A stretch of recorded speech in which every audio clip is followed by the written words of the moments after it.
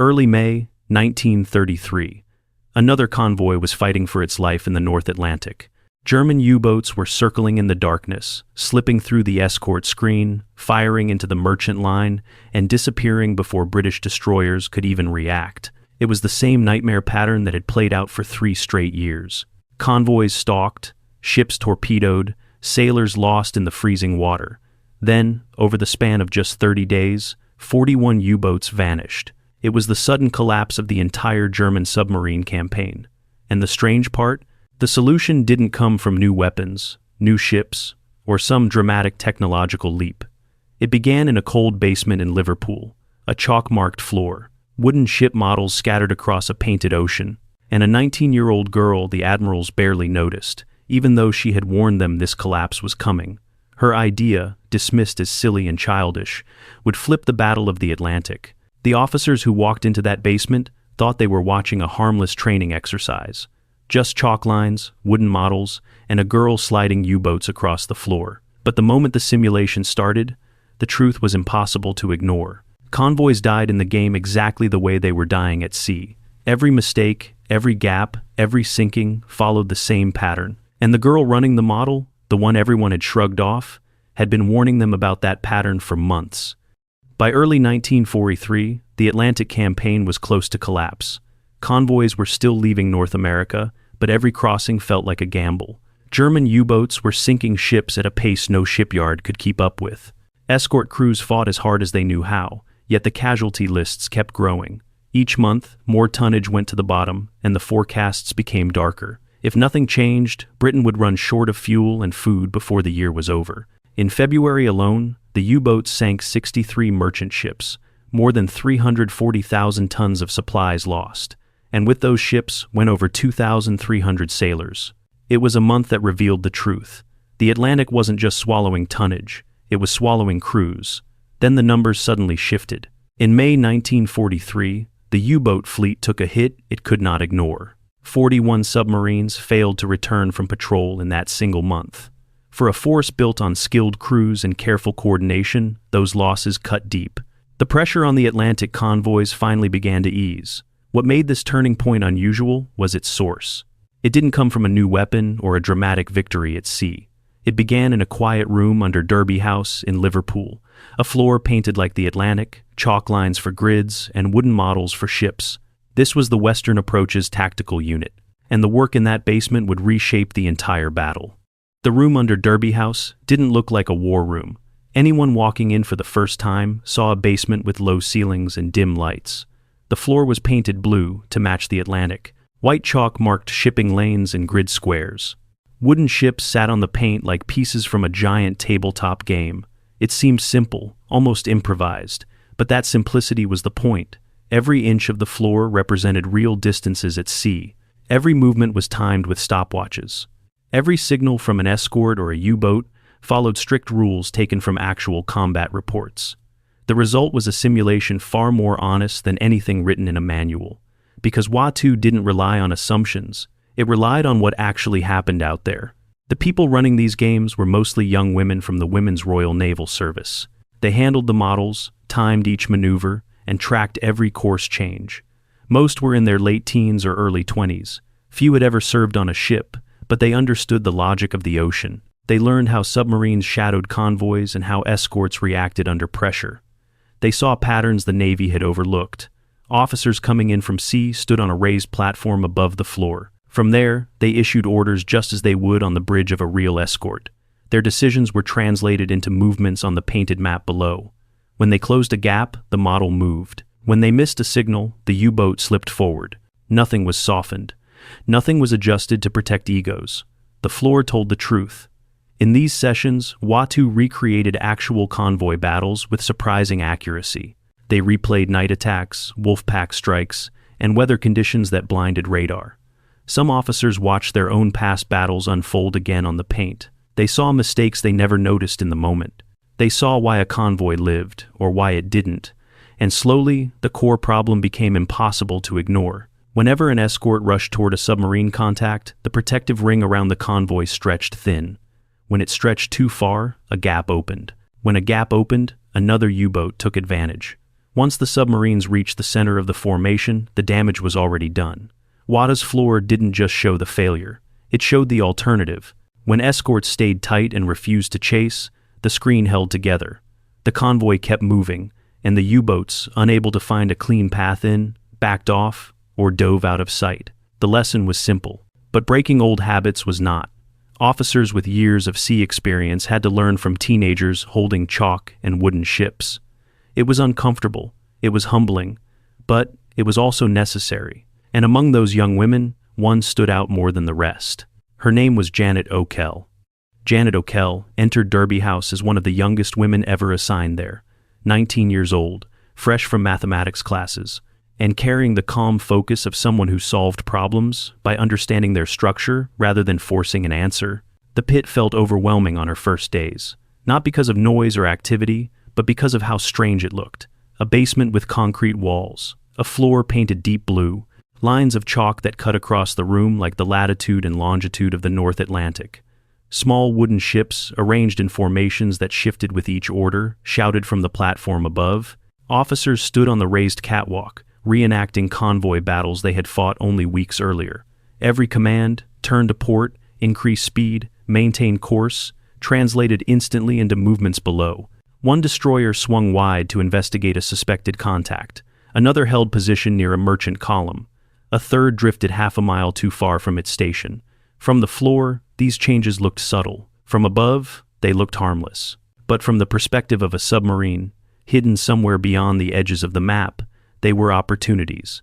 Janet didn't need long to sense that rhythm. Her attention shifted naturally from formation to formation. Whenever an escort eased just slightly out of place, the pattern of the screen changed its balance. Whenever two destroyers focused on the same direction, a thin corridor opened on the opposite side. Whenever a single decision broke the symmetry of the convoy, the entire defense weakened. Nothing about this was written in a manual. It was the kind of truth that only appeared when dozens of small movements came together in one compressed view.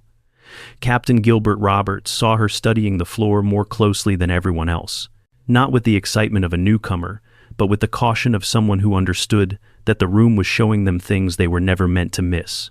He began asking her quiet questions during breaks. What looked off in that last formation? Where would a submarine position itself if it spotted that escort drifting? Which angle created the fastest path through the screen? Her answers weren't guesses. She used distances, time intervals, and turning radii as if she had been navigating for years. A bow swinging outward by a single grid square told her all she needed to know about the next 10 minutes of the engagement. Before long, Roberts assigned her to a new position, one that required a different mindset entirely. She would take control of the U-boats in the simulations. That shift changed everything. Instead of observing from the side of the room, Janet now acted from the perspective of the enemy. She began reviewing captured German signals and tactical notes. She traced the common approaches U-boats used after shadowing a convoy for hours. She studied how wolf packs coordinated attacks at night and how submarines used darkness, radio silence, and patience more effectively than British doctrine expected. With that knowledge anchored in her mind, she stepped onto the painted floor with a box of submarine models. Her movements were careful, almost delicate. One U-boat shadowed the convoy from astern. Another waited along the perimeter, positioned just outside the range of the escorts. A third alternated depth and course until the destroyers assumed it had slipped away. Janet rarely rushed. Her timing reflected something officers at sea often missed in real combat. U-boats didn't fight for speed, they fought for angles. As the escort screen shifted, she adjusted her submarines by inches. A destroyer chasing a false contact gave her room to slip a model closer. A delayed turn from a frigate turned a narrow corridor into a clear entry point. When escorts became too aggressive, pulling away from the convoy's core, she positioned her pieces exactly where German captains would have waited. Minutes later, the floor came alive. Torpedo tracks, drawn in thin red chalk, cut across the painted ocean. Merchants were pulled from the board. Escorts wheeled around to react, only to discover they were now too far from the next attack. And from her place in the pit, Janet explained it all. Every strike, every breach, every failure in the escort line. Her tone stayed steady, never dramatic, just direct, precise, and uncomfortably accurate. Officers who had spent years at sea found themselves outmaneuvered in simulations that lasted barely half an hour. Some walked away frustrated. Others returned the next morning, determined to understand how she predicted their choices so easily. Janet didn't predict anything. She simply followed the logic of the floor, and the floor didn't lie. What she uncovered was the flaw at the center of British convoy defense. Every time an escort chased, the convoy weakened. It was a simple observation, and soon it would force the most important test of her young career, a test watched by Admiral Max Horton himself. Admiral Max Horton came to Derby House on a cold March morning in 1943. The visit wasn't public, and it wasn't formal. He simply walked down the narrow stairs into the basement, the same way dozens of junior officers had done before him. The pit fell quiet as he entered. The room was small, dim, and colder than it should have been. Painted ocean on the floor, chalk lines cutting across it, wooden models standing in formation. It looked more like a forgotten classroom than the nerve center of a global war. Horton took his time looking around. Nothing about the setup seemed impressive at first, but he paid attention to the details, how the scale worked, how distance mapped to real miles, how every movement matched an actual maneuver at sea. Robert stepped beside him and walked through the system, the timing, the rules, the way officers used the platform above as if it were the bridge of a destroyer. Horton listened without comment, weighing each part of the explanation with the quiet patience of a man who had spent his life studying the Atlantic. When Roberts finished, Horton asked one question: "Who's handling the submarines today?" Janet stepped forward, a calm expression, a small tray of U-boat models in her hands. Nothing about her presence suggested she was about to test the most senior anti-submarine officer in Britain. Horton gave a simple nod. "Let's begin." The scenario was familiar. Winter seas, poor visibility, a large convoy protected by 8 escorts. Horton took the platform and formed the outer ring the Navy had relied on for years. Wide spacing, aggressive posture, steady sweeps to detect any threat. Down on the floor, Janet began moving her submarines. Her adjustments were subtle, almost easy to miss. A shift along the grid, a small change in heading. Everything quiet, deliberate, precise. An escort reacted to a possible contact and eased outward. Another followed to support the search. For a few seconds, the formation looked normal. Then the imbalance appeared. A narrow lane opened in the center screen. Janet positioned a U-boat in that space with a single, smooth motion. A red chalk line followed. One merchant came off the board. The officers watching didn't speak. Horton didn't either. He shifted his escorts again, trying to restore the shape of the screen, but every change created another point of weakness. Janet used each one with the same steady pace, never rushed, never dramatic. Just consistent exploitation of the formation's gaps. Another torpedo line, a third, each one timed to the second. Roberts called the end of the run. 17 ships gone, no submarine caught. Horton studied the board in silence. Nothing about the result looked exaggerated. Every loss connected directly to decisions he had made. Horton leaned closer to the floor, studying the pattern from a different angle. Janet stepped forward quietly, not to challenge him, but to show what the floor had revealed. She pointed to the first breach. When this escort chased the contact, she said, he left a 1,200-yard gap behind him. That distance doesn't look like much from the bridge of a destroyer, but down here, it's a corridor. She tapped the next chalk mark. A submarine doesn't need speed. It needs angles. The moment this arc opened, the lead U-boat could turn inside the screen. Once it's inside, the convoy can't outrun it, and the other escorts can't see it. That's why the second and third torpedo tracks look inevitable. Horton followed her movements as she reset the markers to the positions seconds before each strike. Then she explained the part no one at sea ever saw. When escorts chase, they think they're attacking the submarine that's threatening the convoy. But they're not. They're attacking the submarine that's meant to be seen. She slid another U-boat model into place, one he hadn't noticed earlier. This one is the real threat. It waits for the gap. It waits for the screen to stretch. And it fires the moment the formation loses its shape. She rose back to her full height. If the escorts don't chase, that gap never appears. And if the gap never appears, the U-boats can't get inside. They run out of angles before they run out of patience. Her voice was steady, not dramatic, not proud, just precise. For the first time, Horton saw the battle not as ocean and ships, but as geometry, distances, timing, leverage, pressure. And the realization settled in. The old doctrine wasn't simply outdated. It was mathematically unsound. After a moment, he set the chalkboard eraser back on the rail. "Reset the map," he said. The next run used the tighter defensive screen Watu had developed. No wide arcs, no sudden chases, just a disciplined ring around the convoy. Janet tried to find a way in, adjusting her submarines with the same patience as before. Every angle she tested closed before she could use it. The formation held. The convoy stayed intact. Roberts ended the run with a single word: clear. Horton didn't take his eyes off the floor. He understood exactly what he had just seen. "This is the doctrine," he said quietly. "Teach it to everyone." And with that decision, the turning point of the Atlantic War finally began. After Horton's visit, Derby House changed overnight. The quiet basement that once seemed hidden from the real war suddenly became the place every escort commander had to pass through. Orders went out across the western approaches.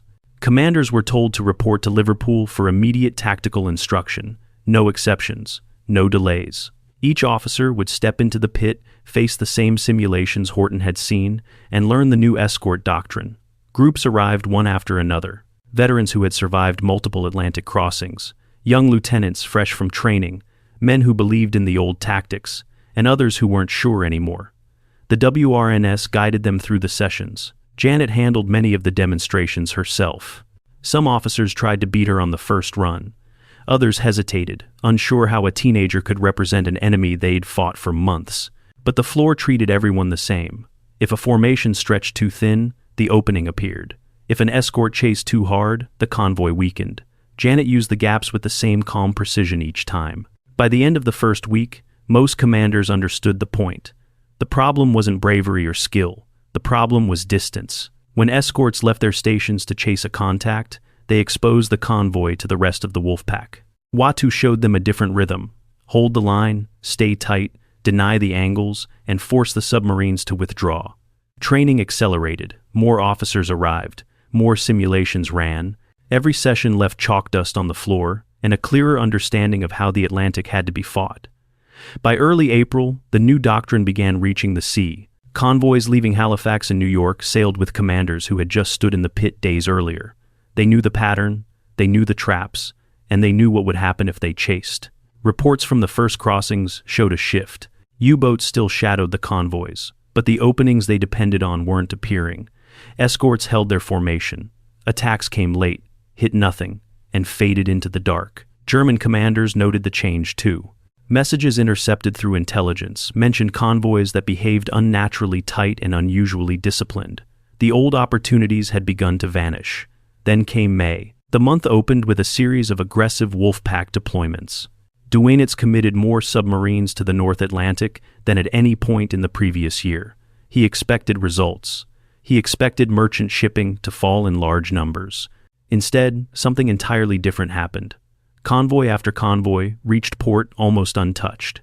Escorts coordinated their screens with new confidence. Air patrols, freed from the chaos of scattered formations, struck U-boats on the surface. The old German tactics, shadow, wait, isolate, and strike, no longer worked. Losses mounted quickly. In the first week of May, several submarines failed to return. A few more disappeared in the second week. By mid-month, entire wolf packs began to break apart under pressure they had never faced before. Some were caught while trying to reposition. Others were driven deep and forced to surface with failing batteries. Each report that reached Derby House told the same story. The screen held, and the U-boats had no room left to maneuver. By the end of the month, the number reached 41. 41 submarines lost in 30 days. Crews that had once operated with near total freedom could no longer get close. Donitz reviewed the situation with growing alarm. He knew the U-boat arm couldn't sustain losses at that rate. He ordered a full withdrawal from the North Atlantic, the first major retreat of the campaign. The battle had turned, not by new weaponry, not by overwhelming firepower, but by officers who finally understood how to hold their formation, and by a group of young women who taught them how to do it. And at the center of that shift was a 19-year-old with a tray of wooden submarines. When May 1943 ended, the Atlantic looked different. Convoys were arriving with fewer losses. Escorts no longer scattered across the ocean in frantic chases. The defensive screen had become a disciplined ring instead of a loose collection of well-intentioned ships. And the basement at Derby House, cold, cramped, and easy to overlook, had become the unlikely center of that transformation. Training continued through the summer. More officers passed through the pit. More simulations ran. By autumn, almost every escort commander in the western approaches had stood on that raised platform and learned the pattern that saved convoys. The WRNS kept working through long nights, drawing chalk lines until their hands were white with dust. The wooden ships wore down from constant use. The floor needed repainting more than once, but the method never changed, and the results never wavered. Janet remained in the pit until 1945. Hundreds of simulations, thousands of decisions, years spent inside a room that most people in the building didn't even realize existed. She never asked for recognition. She never expected any. When the war ended, Watu was classified.